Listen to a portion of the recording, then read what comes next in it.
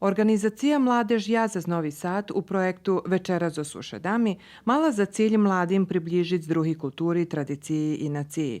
U tim projektu učestvovali Rusnaci z Nového Sadu. Projekt zakončeni, ali je sotrudnictvo z Ruskim kulturnim centrom, tak volanu matku, predlužene. U prešlih mešacoh mali stretnuca jak co to večer komediji, gdje še mladi druželi, a včera večer mladi z organizaciji Jazz Novi Sad praželi kapuščaniki. Kapuščaніки, думам, že to свой файтовий бренд руської заєдніці. Думам, že веді люди чули за kapuščaніки. І to була нагода, щоб ще раз позбирали младі і тут дружили. Знаме, že літо незвичайний час, щоб ми провели kapuščaніки, але zažljem ljeto i čas kad mladi najveće imaju času, z ohľadom, že nemajú obowiązki u srednjih školách, u osnovnej školi alebo na fakultetu.